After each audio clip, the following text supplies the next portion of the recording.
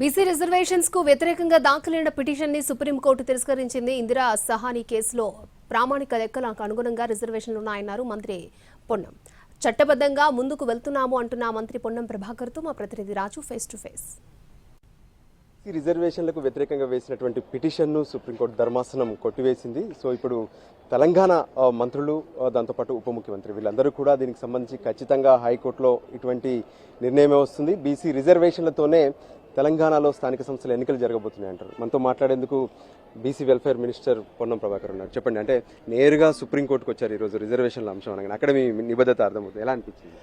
మేము నిబద్ధత అనే ప్రశ్నకు వాస్తవంగా తెలంగాణ ప్రభుత్వం ఎన్నికలకు ముందు ఇచ్చిన హామీ ప్రకారంగా చిత్తశుద్ధితోటి కులపరమైనటువంటి గ్రామాన ఇల్లు తిరిగి సర్వే చేసి ఆ సర్వే ఆధారంగా ఒక సబ్ కమిటీ వేసుకొని దాని తదుపరి క్యాబినెట్ లోపల ఆమోదించుకొని సభలో చర్చ పెట్టి సభలో అన్ని రాజకీయ పార్టీల ఆమోదంతో ఏకగ్రీవంగా బిల్లు చేసుకొని గవర్నర్ గారి దగ్గరికి పంపి గవర్నర్ గారు మార్చి 30న ఢిల్లీకి పంపితే కూడా అది ఆమోదించాల్సిన పరిస్థితుల్లో ఆమోదించక ఉండకపోవడం వల్ల, లేదా ఒకవైపు కోర్టు 30 తారీఖు లోపల ఎన్నికలు పెట్టమనేటువంటి ఆలోచన, దానికంటే ఎక్కువగా రాష్ట్రానికి రావాల్సిన నిధులు కేంద్రం నుంచి స్థానిక సంస్థలకు రాకపోవడం కారణంగా ప్రామాణికమైన లెక్కలు ఇందిరా సహాని కేసులో ప్రామాణికమైన లెక్కలు ఉన్నటువంటి దృష్ట్యా ఆ ప్రామాణిక లెక్కల ఆధారంగా, అంతేకాకుండా ఈరోజు చాలా రాష్ట్రాల్లో 50% కోట దాటిపోయినటువంటి సందర్భంలో ఈడబ్ల్యూఎస్ తోటి రాజ్యాంగంలో 10% కోట